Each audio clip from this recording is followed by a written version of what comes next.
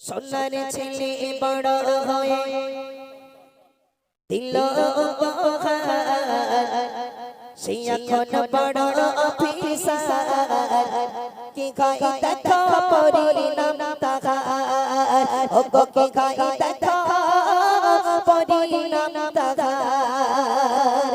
সোনার ছেলে বড় হয়ে দিল উপহার, সে এখন বড় অফিসার, কি খাই দেখো পরিণাম তাহার, ও গো কি খাই দেখো পরিণাম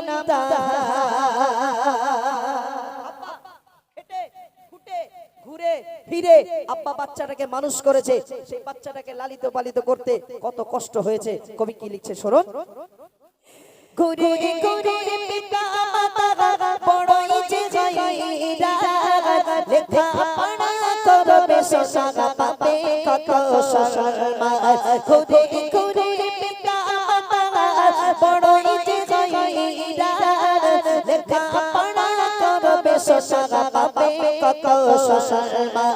অতি কষ্টে যতন করে বড় করে শশার, দূর হবে সব বেদনা ভাবে তাহার আবাজান। বিদেশে গিয়ে প্রেমে পড়ে প্রেমেরই বাহার, বিদেশে গিয়ে প্রেমে পড়ে প্রেমেরই বাহার, বিয়ে করে যে তাহার, কে হয় দেখা পরিণাম তাহার, ও গো কে হয় দেখা পরিণাম তাহার। সোনার ছেলে বড় হয়ে দিল উপহার, সে এখন বড় অফিসার, কে হয় দেখা পরিণাম তাহার, ও গো কে হয় দেখা পরিণাম তাহার। বাপের খোঁজ নেয় না, মায়ের খোঁজ নেয় না।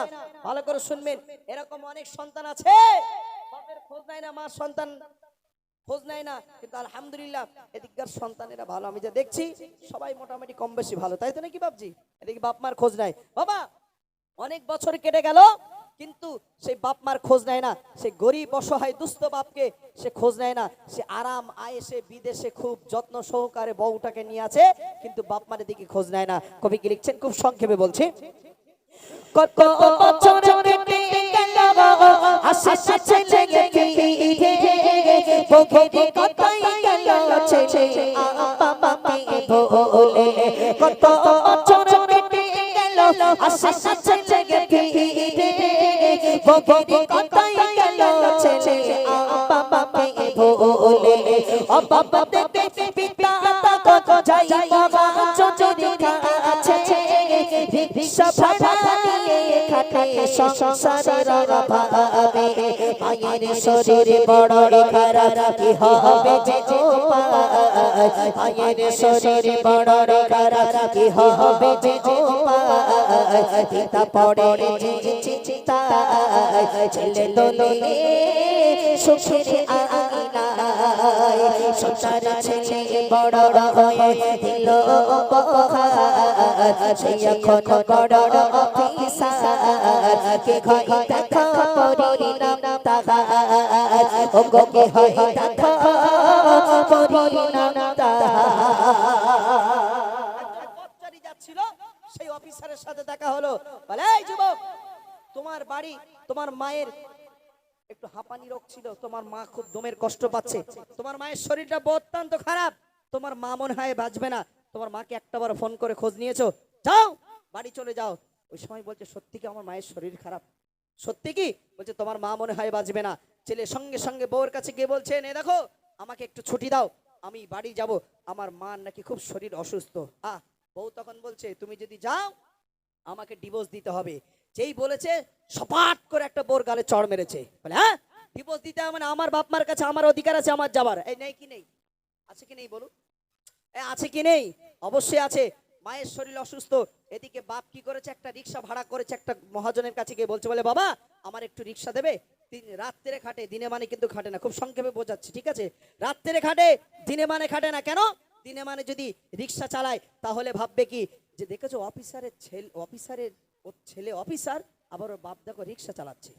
তাই ছেলে সম্মানের দিকে তাকিয়ে বাপ দিনে মানে চালাচ্ছে না, রাত্রে চালায়। কিন্তু রাত্রে যদিও বা চালায়, মুখটাকে বেঁধে রাখে, শুধু চোখটা খুলে রাখে। কবি কি লিখছেন এর মনোকর্ষণ করবেন। পথচারী বলেছে আছে কত সুখে, বাইরে খোঁজ যাই গো তোমারে তোমারে সুখে মরে। পথচারী বলেছে আছে কত সুখে, বাইরে খোঁজ যাই গো তোমারে তোমারে সুখে মরে। বাড়ি এসে বলে বলে ছুটি দাও গো মরে, বাইরে কাছে বলে হবে না যাওয়া মায়েরি কোলে, বলে হবে না যাওয়া মায়েরি কোলে। থাকো তুমি মোর কাছে, পড়ি জানা মরে তোমার কি যে হবে। সোনার ছেলে বড় হয়ে দিল উপহার, সে এখন বড় অফিসার। কে হয় দেখো পরিণাম তাহার, গো কে হয় দেখো পরিণাম তাহার। এখনকার সমাজে দেখবেন, রাগ করবেন না, হক কথাটা বলতে এসেছি, হক কথা বলে বাড়ি যাবো, আর না আল্লাহর দরবারে ধরা পড়বো। কিছু কিছু শাশুড়ি বৌমা দেখবে অ্যাডজাস্ট হয় না, হয় কি হয় না? এদিককার গ্রামে আছে কি বাবা জানি না, তবে আমাদের ওদিকে আছে বাবা। বউ শাশুড়ি এক জায়গায় হয় না। বলে কি, শাশুড়ি বলে দেখিস আমার জামাই না কত ভালো, দেখেছিস আমার জামাই যা ইনকাম করে আমার মেয়ের হাতে দেয়। বুঝতে পারিনি? বলে আমার জামাই যা ইনকাম করে আমার মেয়ের হাতে দেয়, আর আমার ছেলে এত বদমাইশ, আমার ছেলে যা ইনকাম করে আমার বৌমার হাতে দেয়। আচ্ছা, কি খারাপ কিছু করেছে বাবা? খারাপ কিছু করেছে? তাহলে খারাপ কিছু করিনি। আর আমি বৌমাদেরকে বলে যাই, মা শাওড়ির মহাব্বত পেতে গেলে শাওড়িকে একটু ডেকে বসবে, একটু উকুন খুঁটে দেবে, একটু মাথায় তেল দিয়ে দেবে, একটু মাথাটা আঁচড়িয়ে দেবে, শাশুড়ির সাথে এমনি অটোমেটিক ভালোবাসা বেড়ে যাবে। আর যদি না দেন তাহলে সারাদিন এরকম করে থাকবে, কিচ্ছু করার নেই, ঝামেলা অশান্তি বাঁধবে। ছেলে যখন প্লেন থেকে নামলেন এয়ারপোর্টে, নিশুতি রাত্রে কোনো রিক্সা নেই, একটাই রিক্সা দাঁড়িয়ে আছে। সেই রিক্সাটা দৌড়ে দৌড়ে ছেলে আসতে বলছে, হ্যাঁ রিক্সাওয়ালা, হ্যাঁ রিক্সাওয়ালা। কিন্তু ওর বাপ কিন্তু ওটাও জানে কি, একটা কথা বলুন, জানে কি? জানে কি ওর বাপ কি ওরা জানে না। বলছে রিক্সাওয়ালা অমুক জায়গায় একটু যাবে, আমাকে দিয়ে আসবে, আমার মায়ের খুব শরীরটা অসুস্থ। রিক্সা বলছে বাবা কোথায় যাবে, কোথায় যাবে? বলছে অমুক জনার বাড়ি, আমাকে একটু দিয়ে এসো না। রিক্সাওয়ালা পরিচয় দিল না যে আমি ওর বাপ, ও আমার সন্তান। বলছে ঠিক আছে চলো। বৃদ্ধা মানুষ, বয়স্ক মানুষ চালাতে পারছে না, শুধু স্ত্রীর ওষুধ কিনবে বলে শরীরটা খারাপ করে বাপ চালিয়ে যাচ্ছেন, কিন্তু ছেলে বাপ দুজনে কেউ বুঝতে পারছে না। রিক্সায় যখন চেপেছে, গাড়ি চালক চালাচ্ছে, চালাতে চালাতে আস্তে আস্তে যাচ্ছে, প্যাসেঞ্জার বলছে এই রিক্সাওয়ালা আরে জোরে চালাও, আমার মায়ের শরীরটা অসুস্থ খুব। খুব যখন ধমক দিয়েছে, বুড়ো মানুষ বৃদ্ধা মানুষ বলছে বাবা আমি বয়স্ক মানুষ, বৃদ্ধা মানুষ, আমি এছাড়া আর জোরে চালাতে পারবো না। বলে কি করতে দাঁড়িয়ে এত রাত্রে তুমি রিক্সা এখানে নিয়ে দাঁড়িয়েছো, চলো জোরে চালাও। একবার দুবার তিনবার ধাক্কা মারলেন, আব্বাজান জমিনে পড়ে গেলেন। যেই ওই বৃদ্ধা মানুষটা জমিনে পড়ে গেলেন, দাঁতটা খুলে পড়ে রক্ত গলগল ফিনকিরি দিয়ে বার হচ্ছে। ওই সময় বৃদ্ধা মানুষ বলছে যুবক অফিসার তুমি আমাকে ধাক্কা মেরে ফেলে দিলে, এতে আমার কোনো কষ্ট হয়নি, এতে আমার কোনো দুঃখ হয়নি।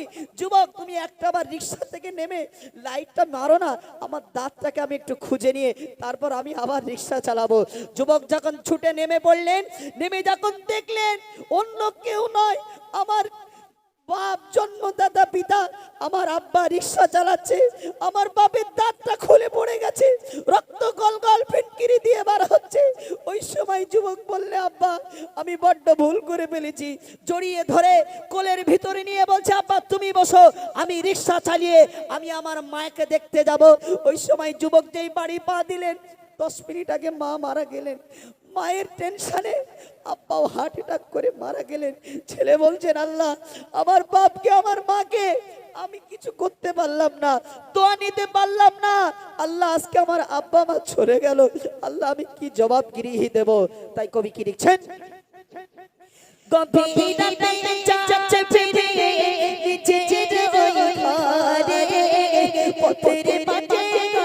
করে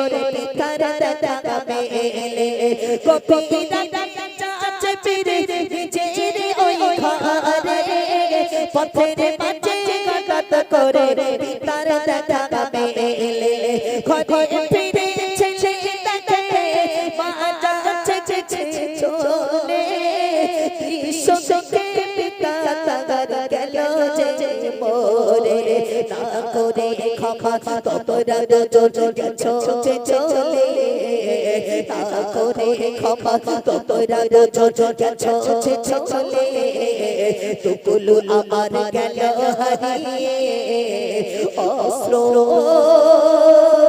ঝরে রে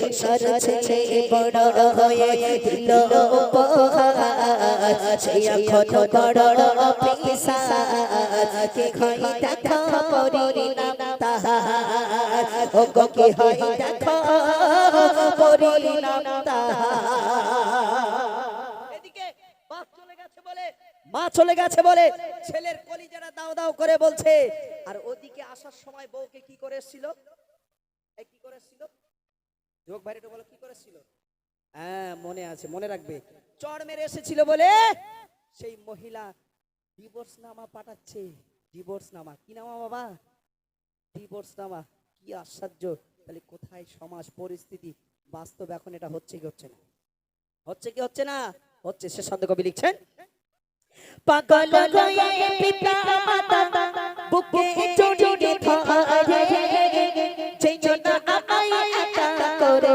আমার থেকে দূরে ছেলে বলছে মা আব্বা আমার ছেড়ে যেও না আমার একুল দুকুল সব হারিয়ে গেল কেন হুমা জান্নাতুকা ওয়া নারুকা পিতামাতা তোমাদের জন্য বেহেশ আর পিতামাতা তোমাদের জন্য দোজখ পিতামাতা বেঁচে থাকা কালীন যদি দোয়া নিয়ে যেতে পারো খোদার কসম ইহকাল পরকাল আল্লাহ তোমার অটোমেটিক ভালো করে দেবে একবার জোরে বলুন সুবহানাল্লাহ আরো জোরে বলুন সুবহানাল্লাহ দেখো বিশ্বাস সাথে লিখছেন পাগল হয়ে পিতামাতা বুকে জড়িয়ে ধরে সেই জন্য আমায় একা করে আমার থেকে দূরে পাগল হয়ে পিতামাতা বুকে জড়িয়ে ধরে সেই জন্য আমায় একা করে আমার থেকে দূরে পিতা চিঠি করে ডিভোর্স নেবে বলে তখন ভাবে কেন ছিলাম আমার মাকে ভুলে পাঁচশো লেখে তাই কলমে মায়ের বেদনা আব্বু সালে লেখে তাই কলমে মায়ের বেদনা ও গো গ্রামবাসী শোনো না মাঝে তোমার জানা দেখা জানা ও গো মানে তোমাদের জানা দেখা জানা ও গো মাগো তোমাদের জানা দেখা জানা সংসার ছেড়ে বড় হয়ে দিল উপহার সে এখন বড় অফিসার কে হয় দেখা পরিণাম তাহার ও গো কি হয় দেখা